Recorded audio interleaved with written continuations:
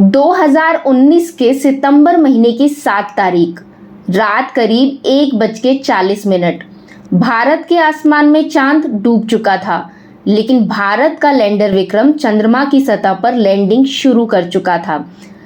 करीब 1 घंटे सब कुछ प्लान के मुताबिक चलता रहा। हर कदम के साथ बेंगलोर स्थित इसरो के मिशन कंट्रोल रूम में तालियों की गड़गड़ाहट बढ़ती जा रही थी। वहां मौजूद पीएम मोदी भी उत्सुकता से सब कुछ देख रहे थे। रात करीब 2:50 पर अचानक खामोशी छा जाती है। वहां मौजूद वैज्ञानिकों के चेहरे मुरझा जाते हैं। चंद्रयान 2 के वैज्ञानिकों की 11 साल की मेहनत और धरती से चांद तक का 47 दिनों का रास्ता तय करने के बाद मंजिल के इतना करीब लैंडर विक्रम क्रैश हो जाता है। तब के इसरो चीफ के सिवन की आंखों में आंसू थे और पीएम मोदी उन्हें गले लगाकर उम्मीद दे रहे थे। 4 साल बाद इसरो अब अधूरे काम को पूरा करने जा रहा है। 14 जुलाई 2023 को दोपहर 2:30 बजे चंद्रयान 3 मिशन लॉन्च किया जा रहा है। अगर चांद पर सॉफ्ट लैंडिंग में सफलता मिली तो अमेरिका, रूस और चीन के बाद भारत ऐसा करने वाला चौथा देश बन जाएगा। तो चलिए आज की वीडियो में चंद्रयान 3 समेत भारत के चांद से जुड़े सभी मिशन की पूरी कहानी सुनते हैं। साथ ही जानेंगे कि चांद पर लैंड करना मंगल ग्रह से भी ज्यादा खतरनाक क्यों है। 15 अगस्त 2003 को उस वक्त के प्रधानमंत्री अटल बिहारी वाजपेयी ने लाल किले की प्राचीर से ये ऐलान किया था। मुझे ये बताने में बहुत खुशी हो रही है कि सन 2008 से पहले भारत चंद्रमा पर अपना अंतरिक्ष यान भेजेगा, जिसका नाम होगा चंद्रयान 1। 22 अक्टूबर 2008 को सतीश धवन स्पेस सेंटर से चंद्रयान 1 लॉन्च हुआ। 8 नवंबर 2008 को ये स्पेसक्राफ्ट चांद के ऑर्बिट में पहुंच गया। चंद्रयान 1 का उद्देश्य भारत की स्पेस टेक्नोलॉजी के प्रदर्शन के साथ चांद की भौगोलिक स्थिति और खनिजों का पता लगाना था। मिशन के दौरान 14 नवंबर को स्पेसक्राफ्ट ने चंद्रमा की सतह पर एक मून इंपैक्ट प्रोब की जानबूझकर क्रैश लैंडिंग कराई। इसी के डेटा की मदद से ही चांद में पानी होने का पता चला, जिसकी घोषणा सितंबर 2009 में अमेरिकी स्पेस एजेंसी नासा ने भी कर दी। चंद्रयान 1 ने करीब 1 साल तक चंद्रमा के ऑर्बिट में 3400 चक्कर लगाए और डेटा भेजता रहा। आखिरकार 29 अगस्त 2009 को उससे हमेशा के लिए संपर्क टूट गया। चलिए अब जानते हैं चंद्रयान 2 के मिशन के बारे में। ये मिशन चंद्रयान 1 से एक कदम आगे की बात थी। इस बार इसरो ने तय किया कि वो चंद्रमा पर सॉफ्ट लैंडिंग करेगा और रोवर की मदद से चांद में मौजूद एलिमेंट्स की जानकारी जुटाएगा। चंद्रयान 2 से पहले रूसी अंतरिक्ष एजेंसी के साथ मिलकर 2013 में लॉन्च होना था। बाद में रूस इस एग्रीमेंट से बाहर हो गया, तो इसरो ने इस मिशन को अकेले करने की ठानी। चंद्रयान 2 मिशन के पेलोड में 3 प्रमुख चीजें शामिल थी। पहला, ऑर्बिटर। इसका काम चांद के ऑर्बिट में चक्कर लगाना, चांद की मैपिंग करना, सतह से जुड़े डेटा और तस्वीरों को भेजना था। दूसरा, लैंडर। इसका काम चांद की जमीन पर सॉफ्ट लैंडिंग करना और रोवर को सुरक्षित पहुंचाना था। तीसरा, रोवर। 6 पहियों की इस गाड़ी का काम चांद में घूमकर सैंपल जुटाना और एनालिसिस करके डेटा भेजना था। 22 जुलाई 2019 को चंद्रयान 2 लॉन्च हो गया।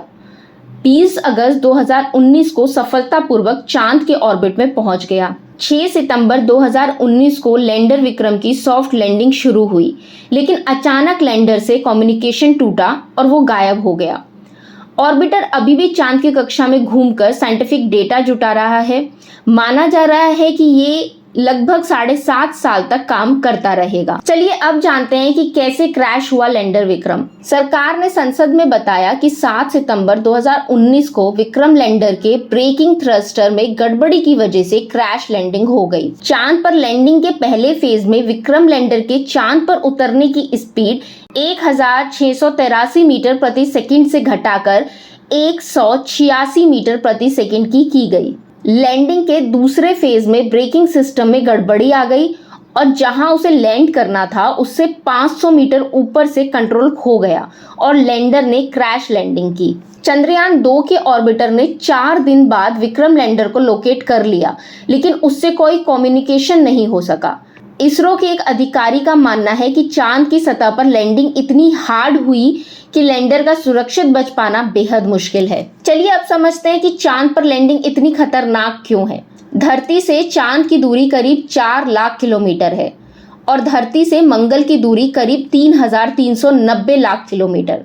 इसके बावजूद एक्सपर्ट्स मानते हैं कि चांद पर सॉफ्ट लैंडिंग मंगल से भी ज्यादा खतरनाक है। इसकी 3 बहुत बड़ी वजह है।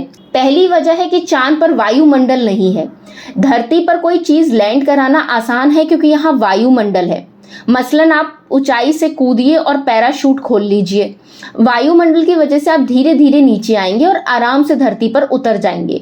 मंगल ग्रह पर भी वायुमंडल है, चांद पर यह वायुमंडल न के बराबर है। अगर वहां पैराशूट उतारेंगे तो इतनी तेज गिरेंगे कि बिखर जाएंगे। वहां उतरने के लिए प्रोपेलेंट जलाना पड़ता है। इस ईंधन को धरती से सीमित मात्रा में ही ले जाया जा सकता है, इसलिए गलती की गुंजाइश बिल्कुल नहीं है। सेकंड बड़ा कारण है कि चांद पर कोई जीपीएस नहीं है। धरती पर एयरक्राफ्ट जीपीएस के रास्ते पता कर लेते हैं, लेकिन चांद पर लोकेशन बताने वाला कोई सैटेलाइट नहीं है।